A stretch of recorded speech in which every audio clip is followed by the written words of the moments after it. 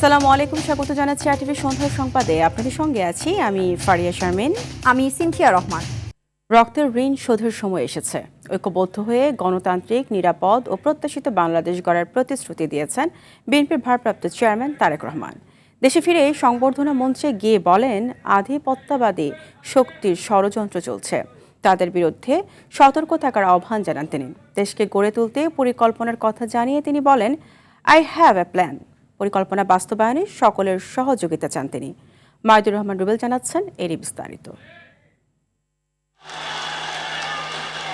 তারেক রহমানকে সামনে থেকে এক নজর দেখতে দেশের বিভিন্ন প্রান্ত থেকে আসা নেতাকর্মীদের বাঁধ ভাঙা জোয়ারে ভাসে ৩০০ ফিট সড়ক, জনসমুদ্রে পরিণত হয় ৩৬ জুলাই এক্সপ্রেসওয়ে। পূর্ব দিকে কাঞ্চন ব্রিজ আর পশ্চিমে কুড়িল হয়ে বিমানবন্দর অবধি মানুষের মোহনায় মুখে মুখে ছিল নানা স্লোগান। সমাবেশ মঞ্চে উঠতেই কর্মীদের উন্মাদনায় আপ্লুত তারেক রহমান মঞ্চের এ প্রান্ত থেকে ও প্রান্ত হাত নেড়ে অভিবাদন জানায় কর্মীদের উদ্দেশ্যে। প্রায় ১৫ মিনিটের সংক্ষিপ্ত বক্তব্যে উঠে আসে মাটি ও মানুষ নিয়ে গুরুত্বপূর্ণ অনেক কথা। হাসপাতালে অসুস্থ মাকে দেখতে যাওয়ার আগে কর্মীদের কাছে কেন আসলেন দেন তার ব্যাখ্যাও। আমার মা দেশনেত্রী খালেদা জিয়ার কাছে যাব, একটি মানুষ, যে মানুষটি এই দেশের মাটি, এই দেশের মানুষকে নিজের জীবনের থেকেও বেশি ভালোবেসেছেন। তার সাথে কি হয়েছে আপনারা প্রত্যেকটি মানুষ সে সম্পর্কে অবগত আছেন। সন্তান হিসাবে আপনাদের কাছে আমি চাইবো, আজ আল্লাহর দরবারে আপনারা দোয়া করবেন যাতে আল্লাহ ওনাকে তৌফিক দেন, উনি যাতে সুস্থ হতে পারেন। সবাইকে নিয়ে দেশ গড়ার মাধ্যমে শহীদদের রক্তের ঋণ শোধ করার প্রত্যয় ব্যক্ত করেছেন বিএনপির ভারপ্রাপ্ত চেয়ারম্যান তারেক রহমান। গুপ্তচরেরা বিভিন্নভাবে ষড়যন্ত্রে এখন লিপ্ত রয়েছে। আমাদেরকে ধৈর্যশীল হতে হবে, আমাদেরকে ধৈর্য ধারণ করতে হবে। বিশেষ করে তরুণ প্রজন্মের যে সদস্যরা আছেন, আপনারাই আগামী দিন দেশকে নেতৃত্ব দিবেন, দেশকে গড়ে তুলবেন। এই দায়িত্ব তরুণ প্রজন্মের সদস্যদেরকে আজ গ্রহণ করতে হবে। তিনি বলেন, দেশের মানুষ ও জনগণের ভাগ্য উন্নয়নে যে পরিকল্পনা আছে সবই পাশে থাকলে বাস্তবায়ন সম্ভব। আপনারা যদি আমাদের পাশে থাকেন, আপনারা যদি আমাদেরকে সহযোগিতা করেন, ইনশাআল্লাহ আমরা আই হ্যাভ এ প্ল্যান বাস্তবায়ন করতে সক্ষম হব। আল্লাহর রহমত ও নবীর দেখানো পথে দেশ পরিচালনার প্রত্যয়ও ব্যক্ত করেন তিনি। নবী করিম সাল্লাল্লাহু আলাইহি সাল্লামের যে ন্যায়পরায়ণতা, সেই ন্যায়পরায়ণতার আলোকে আমরা দেশ পরিচালনার সর্বোচ্চ চেষ্টা করব। মার্টিন লুথার কিং এর বিখ্যাত উক্তি আই হ্যাভ এ ড্রিমের অনুকরণে দেশ ও জাতিকে নিয়ে একটি নতুন স্লোগান ধারণ করার কথা বলেছেন বিএনপির ভারপ্রাপ্ত chairman. I have a plan for the people of my country, for my country. আজ এই পরিকল্পনা দেশের মানুষের স্বার্থে, দেশের উন্নয়নের জন্য, দেশের মানুষের ভাগ্যের পরিবর্তনের জন্য, মানুষের মৌলিক অধিকার পুনরুদ্ধার, গণতন্ত্র প্রতিষ্ঠার স্বার্থে বিভেদ ভুলে সকলকে ঐক্যবদ্ধ থাকার আহ্বান তারেক রহমানের। আমরা সকলে মিলে এই দেশকে নির্বাসনের দেয়াল ভেঙে 17 বছর পর প্রিয় মাতৃভূমিতে তারেক রহমান দলের নেতাকর্মীদের আবেগের বাঁধ ভেঙে মানুষের যে জোয়ারের সৃষ্টি হয়েছে তা দেখে কৃতজ্ঞতা প্রকাশ করেছেন তারেক রহমান। রাজনীতিতে গুণগত পরিবর্তন এবং মানুষের ভাগ্য উন্নয়নে কাজ করে যাওয়ার প্রত্যাশা ব্যক্ত করেন তারেক রহমান। মাইদুর রহমান রুবেল, আরটিভি, ঢাকা। চিকিৎসাধীন মা বেগম খালেদা জিয়াকে দেখতে হাসপাতালে গেছেন বিএনপির ভারপ্রাপ্ত চেয়ারম্যান তারেক রহমান। সন্ধ্যা 6টার দিকে তিনি হাসপাতালে পৌঁছান। রয়েছেন স্ত্রী ডক্টর জুবাইদা রহমান ও মেয়ে ব্যারিস্টার জাইমা রহমানও। এদিকে তারেক রহমানকে দেখতে হাসপাতাল এলাকায় রয়েছে নেতাকর্মীদের উপচে পড়া ভিড়। সর্দার রাজীবের প্রতিবেদনে বিস্তারিত। দেশে ফিরে লাখ লাখ জনতার অভ্যুত্থানের জবাব দিয়েই আইসিইউতে চিকিৎসাধীন মাকে দেখতে এভার কেয়ার হাসপাতালে ছুটে যান তারেক রহমান। তার কিছুক্ষণ আগে গুলশানের বাসা থেকে হাসপাতালে পৌঁছান স্ত্রী জোবাইদা রহমান ও মেয়ে জাইমা রহমান। তারেক রহমানের হাসপাতালে যাওয়ার খবরে এভার কেয়ারের সামনেও ভিড় করেন দলটির নেতাকর্মীরা। অভ্যর্থনা মঞ্চের কাছাকাছি যেতে না পেরে প্রিয় নেতাকে কাছ থেকে এক নজরে দেখতে হাসপাতালের সামনে জড়ো হন তারা। দুই নয়ন ভরে দেখার জন্য পেয়েছি, তারা দেখার পরে আমরা মনে বুঝি যে 17 বছর ধরে আমাদের যে আশা আকাঙ্ক্ষা প্রতীক দেশ নিয়ন্ত্রণ তারেক রহমান এখন আমাদের বুকের ভিতরে আছে। আমরা দেশের মানুষ আজকে অনেক ঈদের মতো আনন্দ করছে। নেতাকর্মীদের অনেকেরই পরনে ছিল দলীয় পতাকার রঙে জার্সি, মাথায় দলীয় লোগোর ক্যাপ, কপালে ব্যান্ড। তারেক রহমানকে কাছ থেকে দেখতে পেরে সবার চোখে মুখে তৃপ্তির আনন্দ। আমাদের মনে একটি সবসময় আবেগ কাজ করতো যে আমাদের সাংগঠনিক অভিভাবককে আমরা কখন সামনে থেকে দেখতে পাবো। তিনি যে বাংলাদেশে আসতে পেরেছে, আমরা তাকে সামনাসামনি দেখতে পেরে খুবই আনন্দিত। 1 মাসেরও বেশি সময় ধরে এভার কেয়ার হাসপাতালে চিকিৎসাধীন রয়েছেন বিএনপি চেয়ারপারসন বেগম খালেদা জিয়া। সর্দার রাজীব, RTV, ঢাকা। দর্শক, রাজধানীর এভার কেয়ার হাসপাতাল থেকে সরাসরি যুক্ত হচ্ছেন সহকর্মী শামীম চৌধুরী।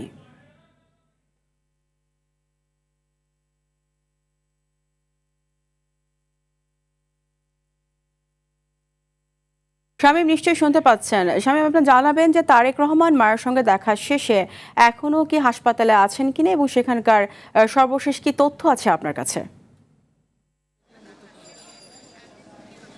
জি ফারিয়া, আপনি যেমনটি বলছিলেন ঠিক বিকেল বা সন্ধ্যা বলতে পারেন 5:55 এই রাজধানীর বসুন্ধরার এভার কেয়ার হাসপাতালে প্রবেশ করেন বিএনপির ভারপ্রাপ্ত চেয়ারম্যান তারেক রহমান। আপনি বলতে পারেন দীর্ঘ প্রায় 18 বছর পর এই দেশের মাটিতে রাজধানীর এভার কেয়ার হসপিটালে মা ছেলের একটা মহা মিলন হয়েছে, এমনটা আমরা বলতে পারি। এখনও তারেক রহমান এই এভার কেয়ার হাসপাতালে রয়েছেন। ভেতরে হয়তোবা তিনি তার অসুস্থ মাকে দেখছেন। ভেতরে কি হচ্ছে আমরা এখন পর্যন্ত তথ্য পাইনি, তবে তিনি ভেতরে অবস্থান করছেন এতটুকু আমরা নিশ্চিত হয়েছি বা আপনারা জানেন। আর আরেকটা বিষয় আপনাকে জানাতে চাই, বিকেলবেলায় কিন্তু এখানে বিএনপির ভারপ্রাপ্ত চেয়ারম্যান তারেক রহমান প্রবেশের পূর্বেই কিন্তু এখানে প্রবেশ করেছেন তার সহধর্মিণী ডাক্তার জুবাইদা রহমান এবং তার কন্যা ব্যারিস্টার জাইমা রহমান। আপনারা জানেন যে দীর্ঘ প্রায় 1 মাসেরও বেশি সময় ধরে অর্থাৎ গত নভেম্বরের 23 তারিখ থেকে কিন্তু বিএনপির চেয়ারপারসন বেগম খালেদা জিয়া এই এভার কেয়ার হাসপাতালে ভর্তি রয়েছেন। তো লন্ডন থেকেই কিন্তু বিএনপির ভারপ্রাপ্ত চেয়ারম্যান তার সঙ্গে তার স্বাস্থ্যের ব্যাপারে সার্বক্ষণিক খোঁজখবর রেখেছেন এবং ডাক্তারদের সমন্বয় তিনি করেছেন। কিন্তু যখনই ঘোষণা এসেছে যে বিএনপির ভারপ্রাপ্ত চেয়ারম্যান তারেক রহমান দেশে আসবেন, এরপরেই কিন্তু দুদিন পরে আমরা জানতে পেরেছি যে ডাক্তার AZM জাহিদ বলেছেন বেগম খালেদা জিয়ার শারীরিক অবস্থা কিছুটা উন্নতির দিকে। তবে এটা বলতে পারেন আল্লাহ প্রদত্ত একটা বিষয় যে ছেলে যখন মাকে দেখতে আসবে ঠিক তার 2-3 দিন আগেই কিন্তু বেগম খালেদা জিয়া কিছুটা সুস্থতা বোধ করেছেন। বিএনপির ভারপ্রাপ্ত চেয়ারম্যান এখন কিন্তু এই এভার কেয়ার হাসপাতালে অবস্থান করছেন। হয়তোবা মা ছেলের যে মহামিলন হয়েছে তাদের মধ্যে হয়তো কথাবার্তা চলছে। খালেদা জিয়া হয়তোবা এমনও হতে পারে যে বিএনপির ভারপ্রাপ্ত চেয়ারম্যান তারেক রহমানকে দেখে তার শারীরিক যে কন্ডিশন সেটা আগের থেকে আরও কিছুটা ভালো হয়েছে। আরেকটি বিষয় ফারি আপনার মাধ্যমে দেশবাসীকে জানিয়ে রাখতে চাই, এখান থেকে কিন্তু বিএনপির ভারপ্রাপ্ত চেয়ারম্যান তারেক রহমান যখন বের হয়ে কিন্তু তিনি সরাসরি চলে যাবেন রাজধানীর গুলশানে তার মায়ের ভাড়া বাসভবন ফিরোজাতে তিনি থাকবেন এবং অবস্থান নেবেন। এরপরে হয়তোবা তার পরবর্তী দিনের কর্মসূচিগুলো ঠিক করবেন। তবে কখন নাগাদ বিএনপির ভারপ্রাপ্ত চেয়ারম্যান তারেক রহমান এই এভার কেয়ার হাসপাতাল থেকে বের হবেন এবং কখন নাগাদ তিনি ফিরোজার উদ্দেশ্যে রওনা দেবেন সেটি স্পষ্ট নয়। কারণ আপনারা জানেন যে মা ছেলের দীর্ঘ 18 বছর পর এই রাজধানীর এভার কেয়ার হাসপাতালে দেশের মাটিতে মোলাকাত হয়েছে, সময়টা একটু বেশি থাকবে, এটাই স্বাভাবিক। তো ফারিয়া, এখান থেকে আমার কাছে এই ছিল সর্বশেষ। পরবর্তী আপডেট আমি আপনাকে পরবর্তী সংবাদে জানিয়ে দেব। শামীম, আপনাকে ধন্যবাদ। দর্শক, গুলশানের তারেক রহমানের বাসার সামনে আছেন আমাদের আরেক সহকর্মী রাকিব হাসান। আমরা সরাসরি চলে যাচ্ছি তার কাছে। রাকিব, আপনি তারেক রহমান কখন নাগাদ আসতে পারে তার বাসায়, এছাড়া সেখানকার সার্বিক নিরাপত্তা ব্যবস্থা কেমন দেখছেন জানাবেন।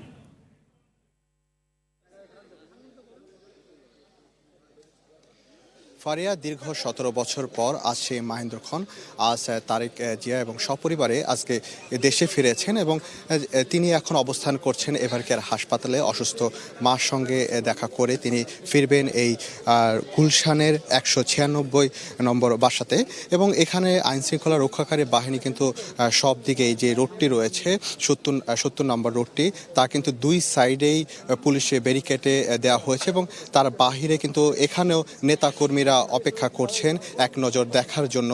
যেহেতু দীর্ঘ 17 বছর পর তিনি দেশে ফিরেছেন, তো এখানে যদি কোনো ধরনের অপ্রীতিকর ঘটনা না ঘটে, এই জন্য কিন্তু যারা পুলিশ রয়েছে বা অন্য সব আইনশৃঙ্খলা রক্ষাকারী বাহিনী নজরদারি খুব জোরদার করেছে যাতে কোনো ধরনের অপ্রীতিকর ঘটনা না ঘটে। এই যেই বাসাটি দেখতে পাচ্ছেন যে 196 বাসাটি, এখানেই তিনি এভারকেয়ার হাসপাতাল থেকে এসে এই সাদা রঙের যে বাড়িটি রয়েছে এখানে তিনি থাকবেন এবং আজকে একটি বৈঠক হওয়ার কথা রয়েছে। তো সেখানে যাবেন এবং জানেন যে কালকে জিয়ার মাজারে তিনি কবর জিয়ারত করবেন এবং পরবর্তীতে সাভার স্মৃতিসৌধ ওখানে কিন্তু শহীদদের প্রতি শ্রদ্ধা জানিয়ে তিনি আসবেন এবং তার পরবর্তী যে 27 তারিখের যে কার্যক্রম সেখানে রয়েছে হাদির কবর জিয়ারত করবেন এবং পরবর্তীতে তার যে নির্বাচন কমিশনে যাবেন এবং তার যে ভোটারের যে বিষয়গুলো রয়েছে তা কিন্তু শেষ করবেন। তো এখন পর্যন্ত এইখানে আমরা দেখতে পাচ্ছি যে পুলিশ এবং কিছুক্ষণ আগেও আর্মিরা এখানে টহল দিয়েছেন। তো সব ধরনের নিরাপত্তা কিন্তু এখানে জোরদার রাখা হয়েছে যাতে করে কোনো ধরনের অপ্রীতিকর ঘটনা না ঘটে। তো গুলশান থেকে এই ছিল আমার কাছে সর্বশেষ তথ্য। ফারিয়া। রাকিব, আপনাকে ধন্যবাদ। হযরত শাহজালাল আন্তর্জাতিক বিমানবন্দর থেকে পূর্বাচল 300 ফিট সড়কের 36 জুলাই এক্সপ্রেসওয়ে, অথচ অল্পই পথে যেন শেষ হচ্ছিল না। রাস্তার দুপাশে হাজার হাজার মানুষের ভালোবাসা নিয়ে প্রায় 3.25 ঘন্টার সমাবেশ স্থলে পৌঁছান তারেক রহমান। পুরোটা সময় এক মুহূর্তের জন্য বসেননি গণমানুষের এই নেতা। দলের নেতাকর্মীরা আশা করছেন তারেক রহমানের নেতৃত্বে গড়ে উঠবে একটি নিরাপদ ও বাসযোগ্য দেশ। সহকর্মীদের সহায়তায় আরও জানাচ্ছেন তৌহিদুর রহমান। বেলা প্রায় 12:30। স্ত্রী ও কন্যাকে ছেড়ে লাল সবুজের রঙে সাজানো বাসে চড়লেন দেশের রাজনীতির বরপুত্র তারেক রহমান, সঙ্গে স্থায়ী কমিটির সদস্যরা। উদ্দেশ্য পূর্বাচল 300 ফিটের জুলাই 36 এক্সপ্রেসওয়ের সমাবেশ স্থল। সেনাবাহিনী, পুলিশ, আনসার ও স্বেচ্ছাসেবকদের কড়া নিরাপত্তা বেষ্টনীর মধ্যেই ধীরে ধীরে এগুতে থাকে বাস। সড়কের দুপাশে হাজার হাজার নেতাকর্মী ও সাধারণ মানুষের অবস্থান। পতাকা, ফেস্টুন হাতে দৃপ্ত স্লোগানে মুখর তখন চারপাশ। নেতাকর্মী সহ লাখ লাখ সাধারণ মানুষের ভালোবাসায় মাত্র 4 কিলোমিটারের এই পথ পাড়ি দিতে লাগলো 3 ঘন্টারও বেশি। পুরোটা সময় বাসের সামনের দিকে দাঁড়িয়ে হাত নেড়ে অপেক্ষমান জনতাকে কৃতজ্ঞতা জানান বিএনপির ভারপ্রাপ্ত চেয়ারম্যান। স্বাগত জানাতে আসা জনতা সে সময় তুলে ধরেন তারেক রহমানের কাছে তাদের প্রত্যাশার কথা। 40 লক্ষ গার্মেন্টস শ্রমিকের নেতা তারেক রহমান বাংলাদেশে আসছে, আমরা অনেক খুশি, আনন্দিত। অনেক দিনের আশা ছিল আমরা নেতা দেশে আসলে আমরা সরাসরি দেখা করব। ইনশাল্লাহ আমাদের মনের আশা পুরা হয়েছে। ইনশাল্লাহ উনি যে মানুষকে স্বপ্ন দেখিয়েছেন, নতুন একটা বাংলাদেশ দেবেন, পরিবর্তিত এক বাংলাদেশ দেবেন, রেডিক্যাল চেঞ্জ করবেন সংস্কারের মাধ্যমে। আশা করি জনগণ তারপর আস্থা রেখেছে এবং উনি সেই স্বপ্ন বাস্তবায়ন করতে পারবেন বলে আমি মনে করি। অবশেষে বিকেল 3:45 গাড়িবহরটি সমাবেশ স্থলে পৌঁছায়। প্রিয় নেতা গাড়ি থেকে মঞ্চে উঠতেই জনসমুদ্র হয়ে ওঠে মুহুর্মুহ স্লোগানের গর্জন। তারেক রহমান, তারেক রহমান, তারেক রহমান। তৌহিদুর রহমান, RTV, ঢাকা।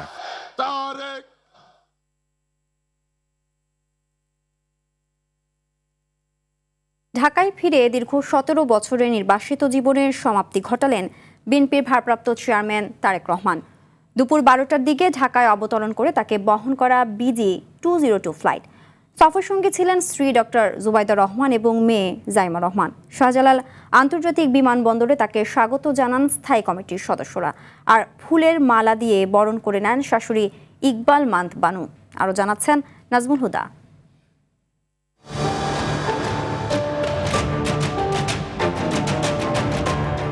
দেড় দশকের বেশি সময় যুক্তরাজ্যে নির্বাসিত জীবন কাটিয়েছেন বিএনপির ভারপ্রাপ্ত চেয়ারম্যান তারেক রহমান। মা, মাটি ও দেশকে ছাড়তে বাধ্য হওয়া নির্বাসিত সেই জীবনের সমাপ্তি ঘটে বুধবার রাতে।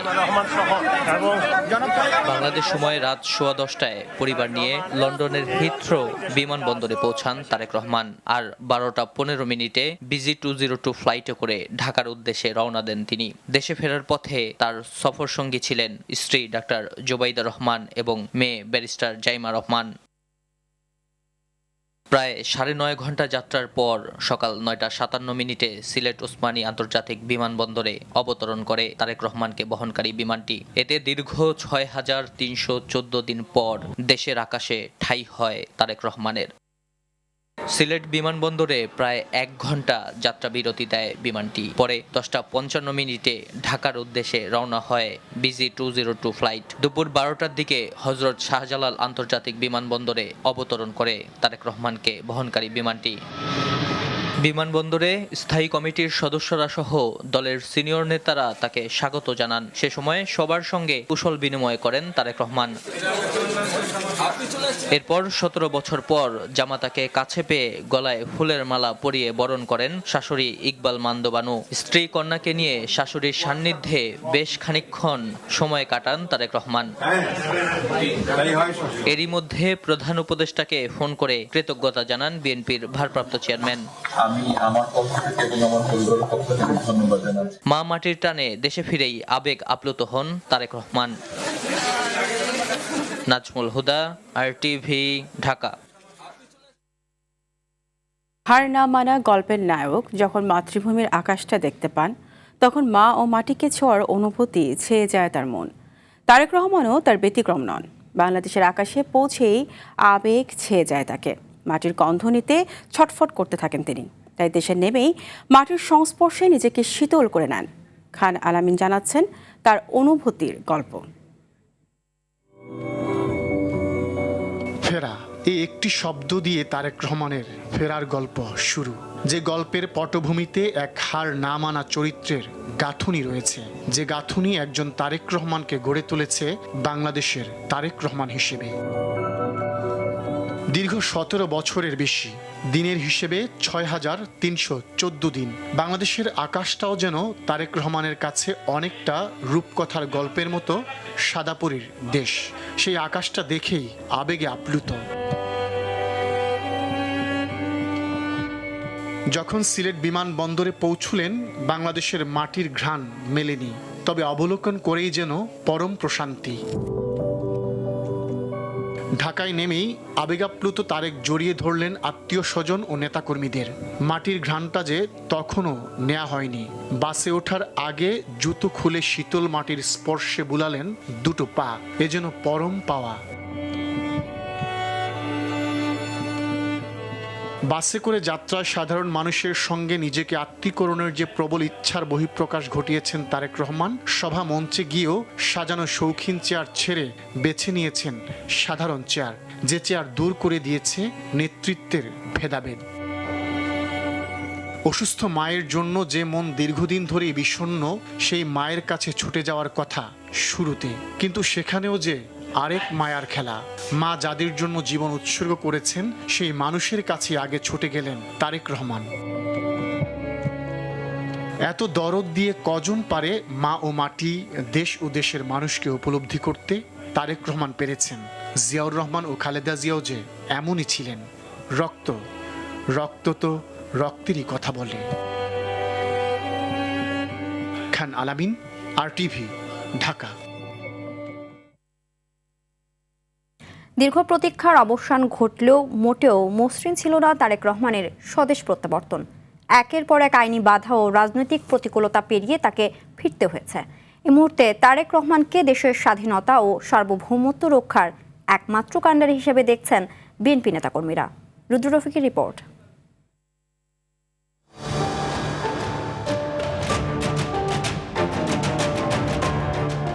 2007 সালের 7 মার্চ সেনা সমর্থিত তত্ত্বাবধায়ক সরকারের আমলে ঢাকা ক্যান্টনমেন্টের মইনুল রোডের বাসা থেকে গ্রেফতার হন তারেক রহমান। জিজ্ঞাসাবাদের নামে তার উপর চলে অমানুষিক শারীরিক নির্যাতন। প্রায় 18 মাস কারাবন্দী থাকার পর 2008 সালের 3 সেপ্টেম্বর জামিন পান তারেক রহমান। 11 সেপ্টেম্বর উন্নত চিকিৎসার জন্য হাসপাতাল থেকেই যুক্তরাজ্যের উদ্দেশ্যে রওনা হন। এরপর থেকে লন্ডনেই তার বসবাস। তাকে একদম মেরেই ফেলতে চেয়েছিল। আমি তখন পিজি হসপিটালে তাকে দেখতে গিয়েছি। সব জায়গায় ব্যান্ডেজ করা তার অবস্থার মধ্যে, সে নড়াচড়াও করতে পারে না, এরকম অত্যাচার তার উপরে করা হয়েছিল। শেখ হাসিনা ভালোভাবে বুঝেছিলেন যে রাজনৈতিকভাবে তার একমাত্র প্রতিদ্বন্দ্বী জনাব তারেক রহমান সাহেব, যে কারণেই রাজনৈতিক মোটিভটা সামনে নিয়ে ওনাকে মামলাগুলো দেয়া হলো মিথ্যা অসৎ উদ্দেশ্যে বেজলেস মামলাগুলো দেয়া হলো। 70টিরও বেশি মামলা নিয়ে প্রায় 1.5 যুগ লন্ডনে নির্বাসিত জীবন কাটান তারেক রহমান। 2018 সালে ভারপ্রাপ্ত চেয়ারম্যানের দায়িত্ব নিয়ে হাল ধরেন দলের। দূর প্রবাস থেকে নেতৃত্ব দেন স্বৈরাচার বিরোধী আন্দোলনে। দীর্ঘ 17 বছরের লড়াই সংগ্রাম পরিণতি পায় 2024-এর 5 আগস্ট। আমি খুব কাছে থেকে দেখেছি জনাব তারেক রহমানকে। উনি যে একটি চেয়ারে বসে বাংলাদেশের নেতৃত্ব দেয়, এই চেয়ারটাতে 24 ঘন্টার মধ্যে 19 ঘন্টা 20 ঘন্টাও বসে থাকতে আমি দেখেছি। মিছিল করতে হবে, নেতৃত্ব দিতে হবে, কি বলতে হবে, বক্তব্যটা পর্যন্ত জনাব তারেক রহমান ওখান থেকে পরামর্শ দিয়েছে। সমস্ত রাজনৈতিক দলকে ঐক্যবদ্ধ করে এবং ছাত্র জনতার গণ অভ্যুত্থানের মাধ্যমে ফ্যাসিজমের পতন ঘটিয়েছেন। ইট ওয়াজ এ কালেকটিভ এফোর্ট এবং তিনি বারবার বলেছেন এই বিজয় কোনো রাজনৈতিক দল বা রাজনৈতিক নেতার বিজয় না, সারা বাংলাদেশের মানুষের বিজয়। আওয়ামী সরকারের পতনের পর একে একে প্রত্যাহার হয় তারেক রহমানের বিরুদ্ধে করা সব মামলা। সুগম হয় দেশে আসার পথ। তবে এ যাত্রা মসৃণ ছিল না মোটেও। এই পথ চলাটা আসলেই খুব দুর্গম ছিল। শেখ হাসিনার সরকার রাতের আধারে লাইট জেল কুপিবাতি জ্বালিয়ে বিচার করে মানুষকে জেলখানার মধ্যে পুরেছে। সেভাবে করেই তারেক রহমানকেও চেয়েছিলেন যে তিনি ওই কুপিবাতি জ্বালিয়ে তাকে বিচার করে তাকে জেলখানায় পাঠাবেন। এই জার্নিটা সবচেয়ে বেশি পীড়াদায়ক ছিল হলো ওনার বক্তব্য প্রচারের বাধা প্রদান, যেটা কোনো সভ্য সমাজে কেউ প্রত্যাশা করে না। দলের সাধারণ নেতাকর্মীদের কাছে তারেক রহমান আজ কেবল একজন রাজনৈতিক নেতাই নন, বরং বাংলাদেশের স্বাধীনতা ও সার্বভৌমত্ব রক্ষার এক প্রতীক। তাদের বিশ্বাস, দেশি বিদেশি নানামুখী ষড়যন্ত্রের হাত থেকে দেশের মানচিত্র ও গণতন্ত্রকে রক্ষা করতে তার আপোষহীন নেতৃত্বই এই মুহূর্তে সবচেয়ে বড় রক্ষা কবচ। দীর্ঘ 16-17 বৎসর স্বৈরাচার বিরোধীদের নেতৃত্ব দেওয়ার একমাত্র ব্যক্তি জনাব তারেক রহমান। আগামীর স্বাধীনতা জনাব তারেক রহমানের হাতে সুরক্ষিত থাকবে। যে ইতিবাচক পরিবর্তনের জন্য জুলাই গণ অভ্যুত্থানে প্রায় 2000 মানুষ তা আত্মাহুতি দিয়েছে, উনি সেই বাংলাদেশের রাজনীতিতে গুণগত এবং ইতিবাচক পরিবর্তন আনবেন। শহীদ প্রেসিডেন্ট জিয়াউর রহমানের আদর্শ এবং বেগম খালেদা জিয়ার দেখানো পথ অনুসরণ করে নিজের প্রজ্ঞা ও দক্ষতায় বাংলাদেশকে অনন্য উচ্চতায় নিয়ে যাবেন তারেক রহমান, সেই প্রত্যাশা নেতাকর্মীদের। রুদ্র রফিক, RTV, ঢাকা। প্রায় 1.5 যুগ প্রতীক্ষার শেষে বিএনপির ভারপ্রাপ্ত চেয়ারম্যান তারেক রহমানের স্বদেশ প্রত্যাবর্তন যেমন বাংলাদেশের বিভিন্ন পত্রপত্রিকায় স্থান করে নিয়েছে, তেমনি গুরুত্বের সাথে স্থান পেয়েছে আন্তর্জাতিক গণমাধ্যমেও। রয়টার্স, আল জাজিরা সহ ভারত ও পাকিস্তানের গণমাধ্যমেও বাড়তি গুরুত্ব পেয়েছে এই সংবাদ। বিস্তারিত জানাচ্ছেন আব্দুল মালিক। বিএনপির ভারপ্রাপ্ত চেয়ারম্যান তারেক রহমানের স্বদেশ প্রত্যাবর্তনের খবর দেশের মানুষের আগ্রহের কেন্দ্রবিন্দুতে, তাই গণমাধ্যমগুলো বাড়তি গুরুত্ব দিচ্ছে এই সংবাদ। পাশাপাশি আন্তর্জাতিক গণমাধ্যমেও স্থান পেয়েছে 17 বছরের নির্বাসন শেষে তারেক রহমানের দেশে ফেরার খবর। ব্রিটিশ সংবাদ মাধ্যম বিবিসি তারেক রহমানের পরবর্তী প্রধানমন্ত্রী হওয়ার দৌড়ে এগিয়ে রাখছেন। তাদের প্রতিবেদনে উল্লেখ করছে, বাংলাদেশের পরবর্তী প্রধানমন্ত্রী হওয়ার দৌড়ে এগিয়ে থাকা শীর্ষ নেতা 17 বছরের নির্বাসিত জীবন কাটিয়ে দেশে ফিরছেন। কাতার ভিত্তিক সংবাদ মাধ্যম আল জাজিরা তাদের শিরোনামে লিখেছে, 17 বছরের নির্বাসিত জীবন শেষে বিরোধী দলীয় নেতা তারেক রহমান বাংলাদেশে ফিরছেন। বার্তা সংস্থা রয়টার্স তারেক রহমানকে শীর্ষ প্রধানমন্ত্রী প্রার্থী হিসাবে উল্লেখ করছে। তারা বলছে, বাংলাদেশের শীর্ষ প্রধানমন্ত্রী প্রার্থী হিসাবে বিবেচিত নেতা নির্বাচনের আগে নির্বাসন শেষে ফিরেছেন। এছাড়া ফরাসি সংবাদ সংস্থা AFP শিরোনাম ছিল, খালেদা জিয়ার উত্তরসূরি নির্বাসনের অবসান ঘটিয়ে দেশে ফিরলেন 17 বছর পর। প্রধান বিদেশি গণমাধ্যমগুলোর পাশাপাশি প্রতিবেশী দেশেও প্রভাব পড়েছে তারেক রহমানের স্বদেশ প্রত্যাবর্তন। ভারতীয় গণমাধ্যম NDTVর সংবাদ শিরোনাম ছিল, খালেদা জিয়ার পুত্র তারেক রহমান বাংলাদেশে ফিরলেন, নির্বাসন সময়টি যেমন ছিল। এদিকে তারেক রহমানের রাজনীতিতে ফেরা ভারতে কী প্রভাব পড়বে তার নানা বিশ্লেষণ করছে ভারতীয় গণমাধ্যমগুলো। পাকিস্তানি গণমাধ্যমেও বেশ গুরুত্ব দিয়েছে তারেক রহমানের দেশে আসার খবর। পাকিস্তানি সংবাদ মাধ্যম ডন, PTC নিউজ সহ বেশিরভাগ মূলধারার গণমাধ্যমেই এই সংবাদ স্থান পেয়েছে। আব্দুল মালেক, RTV। এবার অন্যান্য প্রসঙ্গ।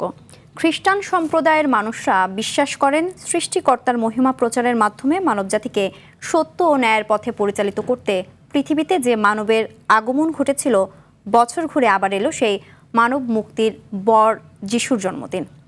যিশু খ্রিস্ট এদিনে বেথলহেমে জন্মগ্রহণ করেন বলেই তার অনুসারী খ্রিস্ট ধর্মাবলম্বীরা মহা সমারোহে এ দিনটিকে শুভ বড়দিন হিসাবে উদযাপন করেন। আরও জানাচ্ছেন শাকিলা করিম। বিশ্বের অন্যান্য দেশের ন্যায় বাংলাদেশের খ্রিস্ট ধর্মানুসারীরাও যথাযথ ধর্মীয় ভাবগাম্ভীর্য, আনন্দ, উৎসব এবং প্রার্থনার মধ্য দিয়ে বড়দিন উদযাপন করছেন। এ উপলক্ষে রাজধানীর গির্জাগুলোকে সাজানো হয়েছে নতুন আঙ্গিকে। খ্রিস্টান ধর্মানুসারীরা গির্জায় বিশেষ প্রার্থনার পাশাপাশি প্রিয়জনদের সঙ্গে আনন্দ ভাগাভাগি করছেন। সবাইকে মেরি ক্রিসমাস। চাই সবাই মিলে আনন্দ করতে। আজকে যিশুর বার্থডে, আজকের দিনে আমাদের হৃদয় থেকে আমরা একদম শুদ্ধ হয়ে যাই। আমাদের পরিবার, আমাদের সমাজ, সবার জন্য প্রার্থনা করছি। আজকে মেরি ক্রিসমাস মামুনি বাবার সাথে চার্চে এসেছি। সকালে বিভিন্ন গির্জায় বড়দিনের প্রার্থনা অনুষ্ঠিত হয়। বিশ্বাস অনুযায়ী যীশু খ্রিস্ট মানবজাতিকে সত্য ও ন্যায়ের পথে পরিচালিত করতে পৃথিবীতে আগমন করেছিলেন। প্রভু যীশু খ্রিস্ট এ ধরাতে এসেছিলেন শান্তিরাজ হিসেবে, শান্তিদাতা হিসেবে। তার জন্মের সময় স্বর্গদূতেরা গেয়ে উঠেছিল যে ঊর্ধ্বলোকে পরমেশ্বরের জয়, ইহলোকে নেমে আসুক শান্তি। খ্রিস্ট ধর্মাবলম্বীদের সঙ্গে শুভেচ্ছা বিনিময় করতে তেজগাঁওয়ের পবিত্র জপমালা রানী গির্জায় যান প্রধান উপদেষ্টার প্রেস সচিব শফিকুল আলম। মাইনরিটি যাতে তার উৎসবগুলো পালন করতে পারে ভালোভাবে, সেটা আমাদের একদম পবিত্র আমানত। আমি যদি ওনাকে এটা না ইনশিওর করতে পারি, তাহলে আসলে আমার আমানতটা আমি খেয়ানত করলাম। যেদিন আমরা পুরো সবাই মিলে এটা একদম ইনশিওর করতে পারবো যে সবাই ভালোভাবে পালন করছেন এবং সবাই তার যা মত প্রকাশ করতে পারছেন, সেদিনই আসলে বাংলাদেশ ট্রু ডেমোক্রেসি।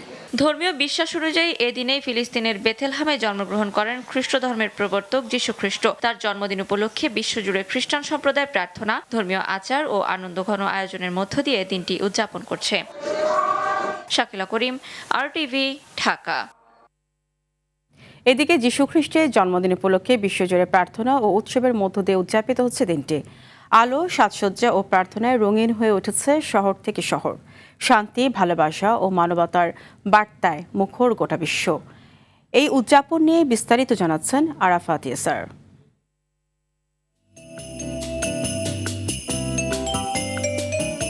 আজ 25 ডিসেম্বর খ্রিস্টান ধর্মাবলম্বীদের কাছে সবচেয়ে পবিত্র ও আনন্দঘন দিন, বড়দিন। খ্রিস্টান বিশ্বাস অনুযায়ী এই দিনে বেথেলহেমে জন্মগ্রহণ করেন যীশু খ্রিস্ট। মানবজাতির শান্তি ও ভালোবাসার বার্তা স্মরণ করতেই প্রতি বছর বিশ্বজুড়ে পালিত হয় Christmas day. Europe, America, Africa ও এশিয়ার বিভিন্ন দেশে বড়দিন উপলক্ষে গির্জাগুলোতে অনুষ্ঠিত হয়েছে বিশেষ প্রার্থনা। রঙিন আলোয় সেজেছে শহর, ঘরে ঘরে উঠেছে ক্রিসমাস ট্রি। শিশুদের মুখে হাসি, উপহারের অপেক্ষা আর সান্টা ক্লজের কল্পনায় আনন্দে মেতেছে পরিবারগুলো। যুক্তরাষ্ট্র ও ইউরোপের দেশগুলোতে বড়দিন ঘিরে শুরু হয় বছরের অন্যতম বড় ছুটির মৌসুম। পরিবার ও প্রিয়জনদের সঙ্গে সময় কাটানো, বিশেষ নৈশভোজ এবং চার্চ প্রোগ্রামের মধ্য দিয়ে উদযাপন করেন মানুষ। অনেক শহরে বসেছে ক্রিসমাস মার্কেট ও সাংস্কৃতিক আয়োজন। ল্যাটিন আমেরিকা ও আফ্রিকার বহু দেশে বড়দিনের সঙ্গে যুক্ত হয়েছে স্থানীয় সংস্কৃতি। কোথাও গান ও নাচ, কোথাও প্রার্থনা ও মিলন মেলা। পাশাপাশি দরিদ্র ও অসহায় মানুষের মাঝে খাবার ও উপহার বিতরণের মধ্য দিয়ে ছড়িয়ে দেওয়া হচ্ছে মানবতার বার্তা। বিশ্বনেতারাও বড়দিন উপলক্ষে শান্তি, সহনশীলতা ও ঐক্যের আহ্বান জানিয়েছেন। শীতের রাতের নীরবতায় চার্চের ঘণ্টাধ্বনি আর প্রার্থনার সুরে ভালোবাসা ও মানবতার আলো জ্বালিয়ে বিশ্বজুড়ে আনন্দে উদযাপিত হচ্ছে বড়দিন। আরাফাত ইয়াসার, RTV। ঢাকা 15 আসনে মনোনয়নপত্র সংগ্রহ করেছেন জামায়াতের আমির ডক্টর শফিকুর রহমান। রাজধানীর আগারগাঁও রিটার্নিং অফিসারের কার্যালয় থেকে তার পক্ষে মনোনয়নপত্র সংগ্রহ করা হয়। জামায়াতের সহকারী সেক্রেটারি জেনারেল এহসানুল মাহবুব জুবাইরের নেতৃত্বে প্রতিনিধি দল ডক্টর শফিকুর রহমানের পক্ষে এই মনোনয়ন সংগ্রহ করেন। ঢাকার আঞ্চলিক নির্বাচন কর্মকর্তা ও সংশ্লিষ্ট আসনের রিটার্নিং অফিসার মোহাম্মদ ইউনুস আলী জামায়াত আমিরের মনোনয়নপত্রটি প্রদান করেন। একই আসন থেকে ঢাকা 13 আসন থেকে বাংলাদেশ খেলাফত মজলিসের আমির মাওলানা মোহাম্মদ মামুনুল হক এবং জাতীয়তাবাদী গণতান্ত্রিক আন্দোলন NDM চেয়ারম্যান ববি হাজ্জাজ মনোনয়নপত্র সংগ্রহ করেছেন। সারাদিনে ঢাকা 13 ও ঢাকা 15 আসন মিলিয়ে মোট 21 জন প্রার্থী তাদের মনোনয়নপত্র সংগ্রহ করেছেন। ঢাকা 15 আসন থেকে এখন পর্যন্ত জামায়াত আমির ছাড়াও বিএনপির শফিকুল ইসলাম খান মিল্টন সহ প্রায় 1 ডজন সম্ভাব্য প্রার্থী মনোনয়নপত্র সংগ্রহ করেছেন। ঘোষিত তফসিল অনুযায়ী আগামী 12 ফেব্রুয়ারি এই জাতীয় নির্বাচনের ভোট গ্রহণ অনুষ্ঠিত হবে। রাষ্ট্রীয় জরুরি প্রয়োজনে ও জনস্বার্থে ভারত থেকে 50,000 টন নন বাসমতি সেদ্ধ চাল আনার সিদ্ধান্ত নিয়েছে অন্তর্বর্তী সরকার। প্রতি কেজি চালের দাম পড়বে 42 টাকা 98 পয়সা। ডিসেম্বরের মাঝামাঝি সময় সরকারি ক্রয় সংক্রান্ত উপদেষ্টা পরিষদ কমিটির বৈঠকে চাল কেনার এই অনুমোদন দেওয়া হয়। এর আগে 2025-26 অর্থ বছরের জন্য আন্তর্জাতিক উৎস থেকে 9 লাখ মেট্রিক টন চাল আমদানির প্রস্তাব অর্থনৈতিক বিষয় সংক্রান্ত উপদেষ্টা পরিষদ কমিটিতে অনুমোদিত হয়। দেশের সরকারি খাদ্য মজুত বৃদ্ধি এবং সরকারি বিতরণ ব্যবস্থা সচল রাখতেই এই সিদ্ধান্ত বলে সরকারের পক্ষ থেকে জানানো হয়েছে। এ লক্ষ্যে ভারতের MS বাগাদিয়া ব্রাদার্স প্রাইভেট লিমিটেডের কাছ থেকে প্রতি কেজি 42 টাকা 98 পয়সা ধরে প্রায় 200 কোটি টাকার চাল কিনছে সরকার।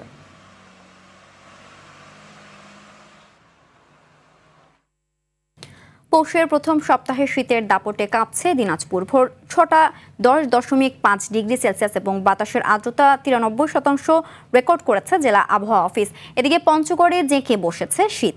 10.6 ডিগ্রি তাপমাত্রা রেকর্ড করেছে তেঁতুলিয়া আবহাওয়া অফিস। এছাড়া কুড়িগ্রামে সর্বনিম্ন তাপমাত্রা রেকর্ড করা হয়েছে 11.5 ডিগ্রি সেলসিয়াস। শীতজনিত রোগে আক্রান্ত হচ্ছে শিশু বৃদ্ধরা। আবহাওয়া অফিসের তথ্য মতে চুয়াডাঙ্গায় সর্বনিম্ন তাপমাত্রা রেকর্ড করা হয়েছে 11.5 ডিগ্রি সেলসিয়াস। এ সময় বাতাসের আর্দ্রতা ছিল 95%। এদিকে তীব্র শীতের সাথে উত্তরাঞ্চলে বাড়ছে ঠান্ডাজনিত রোগ। গত 7 দিনে রংপুরে ঠান্ডাজনিত রোগে প্রাণ হারিয়েছে অন্তত 5 শিশু। হাসপাতালে বাড়ছে নিউমোনিয়া, ডায়রিয়া ও শ্বাসকষ্টের মতো রোগীর সংখ্যা। অসহায় ও দুস্থদের মাঝে শীতবস্ত্র বিতরণ করছে জেলা প্রশাসন। তবে প্রয়োজনের তুলনায় এসব সহায়তা যথেষ্ট নয় বলছেন স্থানীয়রা। বাচ্চার যে অক্সিজেনের অসুবিধা, গ্যাস নিতে যাব সেখানে অসুবিধা, নিউমোনিয়া হচ্ছে তো গত 5 দিন। 4 দিন ব্যাপী রিহাব ফেয়ারের দ্বিতীয় দিনে কাঙ্ক্ষিত ক্রেতা দর্শনার্থী আসেনি বলে মনে করেন আবাসন খাতের উদ্যোক্তারা। অর্থনৈতিক মন্দাবস্থার কারণে মানুষের ক্রয় ক্ষমতা কমে গেছে বলে মন্তব্য করেন তারা। রাজধানীর আগারগাঁয়ে চীনমৈত্রী সম্মেলন কেন্দ্রের সামনে আয়োজিত মেলায় অংশ নিয়েছে মোট 220টি স্টল। সারা বছরের তুলনায় মেলায় প্লট, ফ্ল্যাট ক্রয়ে নানা সুযোগ সুবিধা রয়েছে বলেও জানান তারা। আগামী 2 দিন ক্রেতা দর্শনার্থী বাড়বে বলেও আশা করেন তারা। প্রতিদিন সকাল 10টা থেকে রাত 9টা পর্যন্ত দর্শনার্থীরা প্রবেশ করতে পারবেন মেলায় এবং আধুনিক নির্মাণ সামগ্রী সম্পর্কে ধারণা নেওয়ার সুযোগও রয়েছে।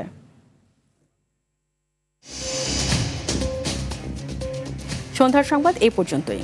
রাতের সংবাদ 11:15টায় দেখার আমন্ত্রণ রইল। ধন্যবাদ সবাইকে।